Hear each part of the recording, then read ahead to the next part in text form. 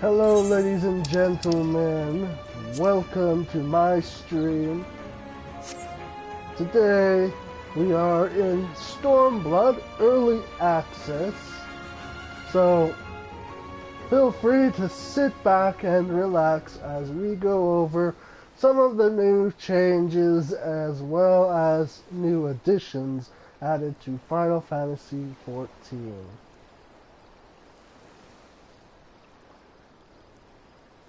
So, first off, there's the most obvious one, of course, and that's the job changes.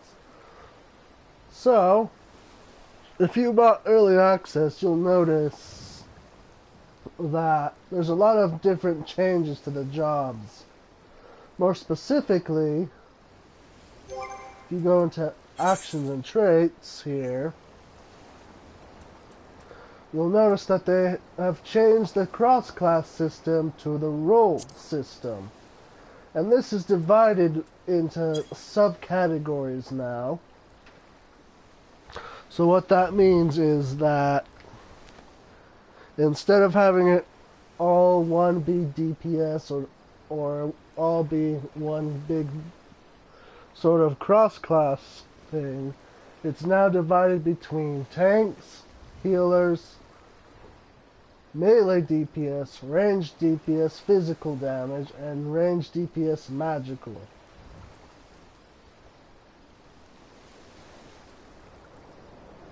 Now with that, there have been a number of additions that you can place upon your hotbars and such. And a lot of jobs have now undergone a lot of changes. There's been stuff that's been taken out or some stuff that's been changed. Now you can all have your own opinion about how that is. Myself personally, some I'd say are good and some are okay. Some are not so great, but overall, it's pretty good what they've been doing with the game. So, and pretty much what they were going for with these job changes is to essentially make it so everything's condensed and a little easier to play, thus making it a little more balance between every job, where no job has I guess you could say bigger edge than anyone else.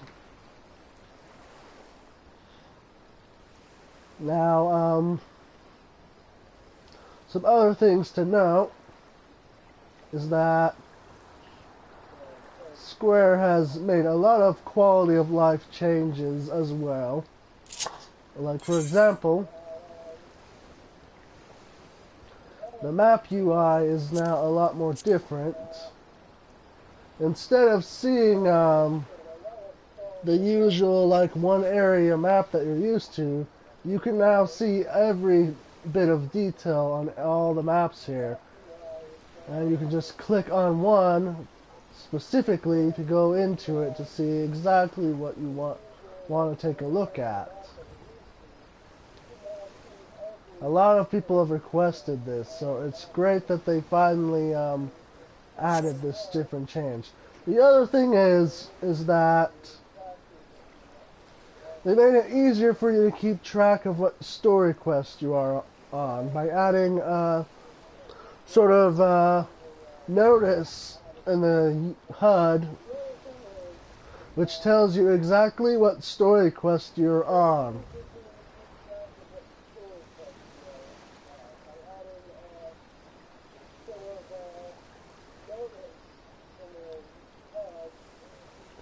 Now on top of that, they've also made a whole lot of different gauges which have already been shown and displayed, which are basically there to help you keep track of certain things that are related to your jobs, such as for example, I'm on Ninja right now, what they want us to keep track of is stuff like Pluton here. So as you can see at the top left hand, there's a bit of a sort of pinwheel at the top. That is a gauge to keep track of Pluton, which I just used.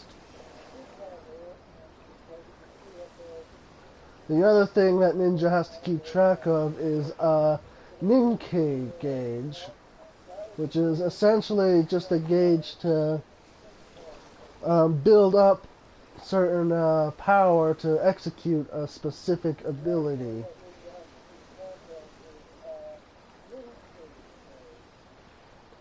Now along with gauges, we also have the implementation of mount speeds, which are unlocked through completing the main story quests throughout A Realm Reborn and Heavensward. And to keep track of this, they've given us a list here under travel menu, as you can see. And this will basically show you like all the areas that you have the first tier speed unlocked at. And you'll notice, of course, there are some areas that have another grayed out star next to them. Now that essentially means that you can unlock a further speed, but it requires that a certain condition be met. And essentially, as I've come to find out, and what others have found out, that in order to unlock a second tier speed, you have to start doing hunts from the hunt boards and collecting Centaurial seals or allied seals. For A Realm Reborn, it's allied seals, and for Heavensward and Stormblood, it's the Centaurial seal.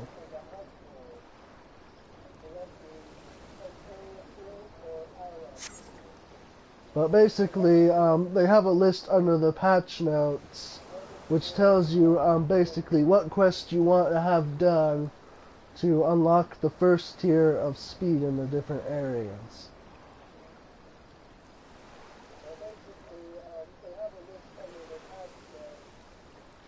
Now, something else that everyone was pretty interested in that we were added was swimming.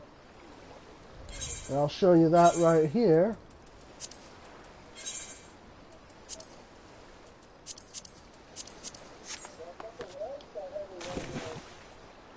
Now that you've noticed, we can now swim. Now keep in mind that this swimming is only for specific areas within the game. So you can't just jump into any pool that you see, unfortunately. I know, it's kind of a bummer. You want to kind of jump into every ocean or, you know, body of water that we see, but this is only limited to certain areas. And as you can see, this is in Eastern La Noche that I'm swimming in.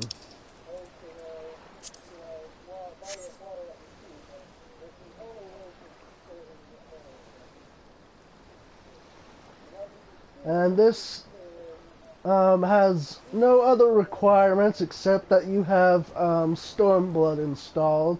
So as soon as you have Stormblood installed, you'll automatically be able to swim in the designated areas where it's allowed.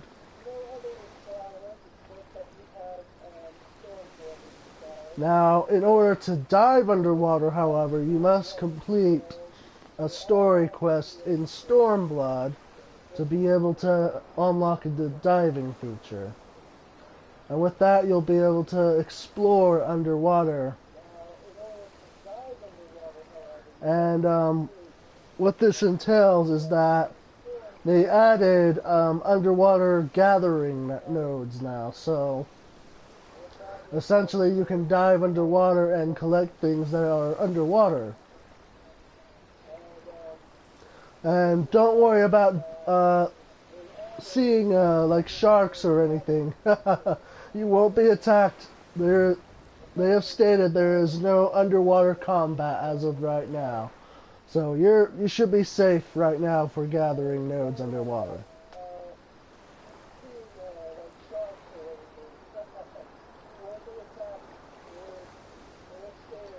Now, with every expansion, of course, there's also several additions with recipes, crafting recipes for housing, for glamour, you know, the works.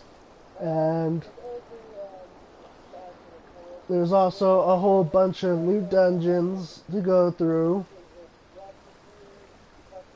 And aside from that, we've also gotten a few new items in the gold saucer, which are the Senior Saboteur weapons. So if you're one who likes fun-looking weapons such as the ones we got from the Yokai event, then this would definitely be for you.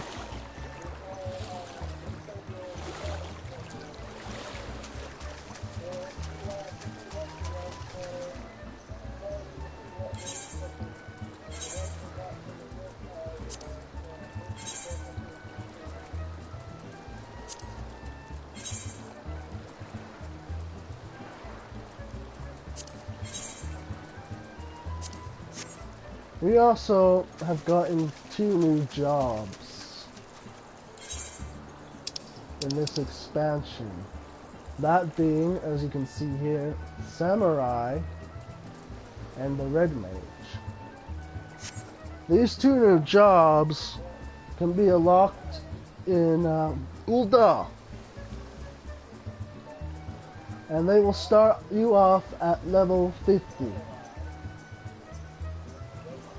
And essentially, as long as you have Stormblood installed, you will be able to get these jobs.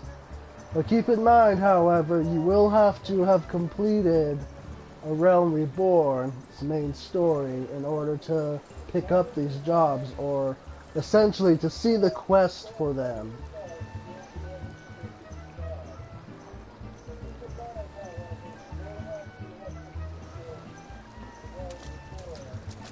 As for new areas, we have several new areas in Gir Abania to explore, as well as some areas to the east in Othard that we can explore as well.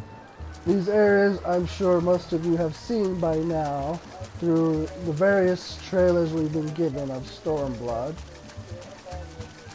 Oh, and another nice quality of life addition here is that Sprint no longer costs TP, so you can run to your heart's content. However, there is about a minute cooldown, so make sure that when you sprint, you're definitely sprinting for quite a good reason, or just to, you know, progress farther and whatnot.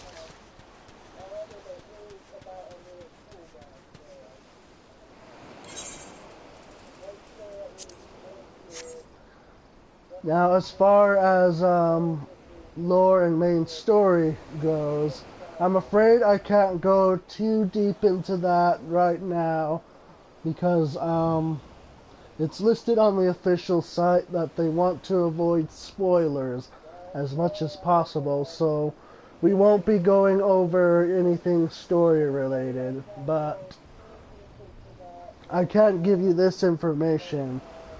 You'll be starting Stormblood's story in Mordona, in the Rising Stones.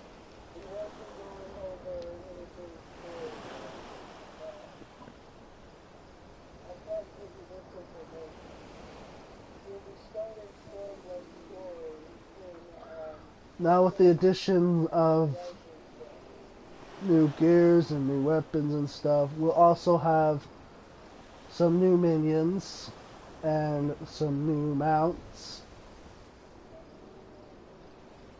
So that's something to also look forward to, and we also have 2 new primals in Stormblood, which are Lakshmi and Susano.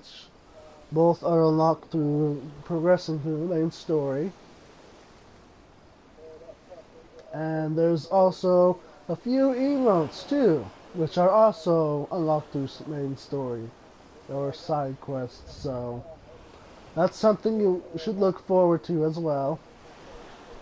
Now, as you're starting off in Stormblood, it's a good idea, you know, to have food and water right next to you, because, you know, it's something new and you'll want to binge play for hours, of course, such as myself will be doing after this stream.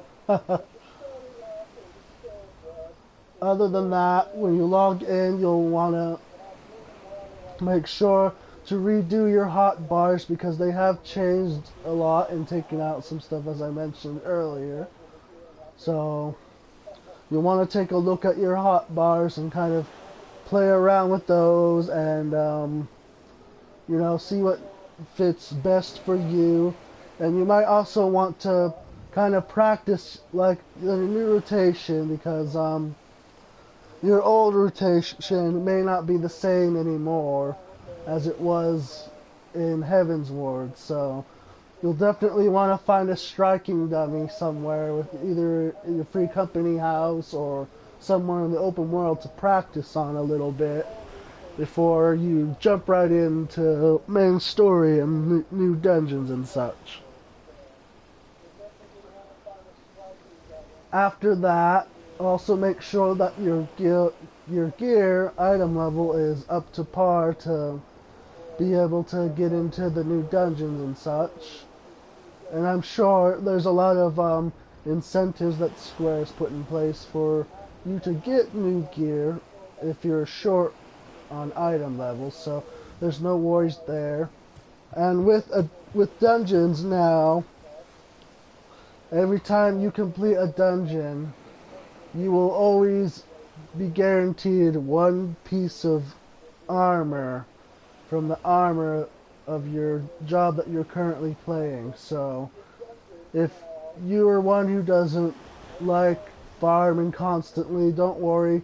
The farming should be minimal now that they're doing this nice incentive to make it a little more easier for you to kind of gear up.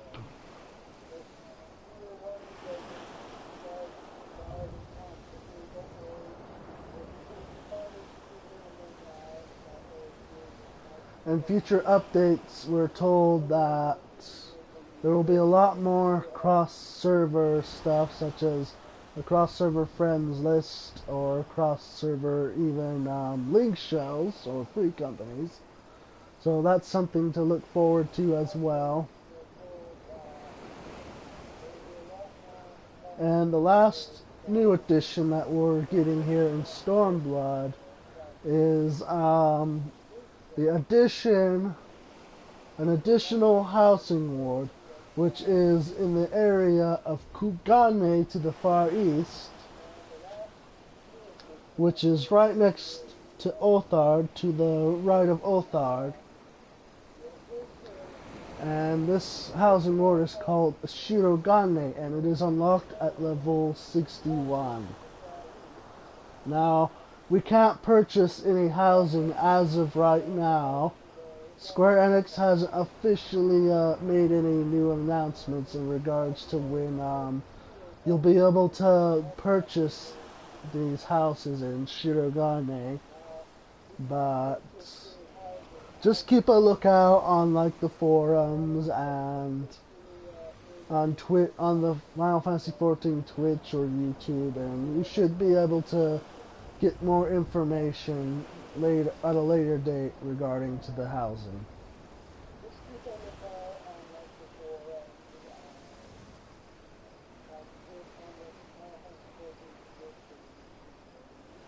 Now I'd love to show off some of the new areas to you guys as well, but this kind of ties into the, you know, spoilers aspect, so it's definitely, we're definitely limited what we can show here right now, but I'm sure may have been others who have already shown off some new areas, so you could go check out their stuff, but for the sake of respect and, you know, following the rules that Square Enix has asked, I'm not going to be showing off any new areas in this video, so I apologize for that if some were looking forward to that. but you know, it's just something we as players have to follow so we can, you know, avoid getting a content ban or a temporary account ban. So yeah, but as soon as you know, the launch has happened on the 20th, everybody will be able to go into these newer areas, or you know, see them on different various channels, Twitch or YouTube, or etc. So be looking forward to the 20th, and if you want to see more details regarding a specific job change or class change, I'd recommend looking up either Ms. Tag or Mr. Happy, or you know, others channels who go in depth with these details. So, and they'll be able to provide you with all the information you wish to know before you jump into Stormblood. So definitely seek those YouTubers or Twitchers out if you're looking to view all of the new job class changes. With that, we're going to end the stream here. Thank you for watching, and we'll see you on the 20th, hopefully, or sometime later on this weekend. And yeah, so everyone enjoy your weekend, and we'll see you at lunch. Goodbye.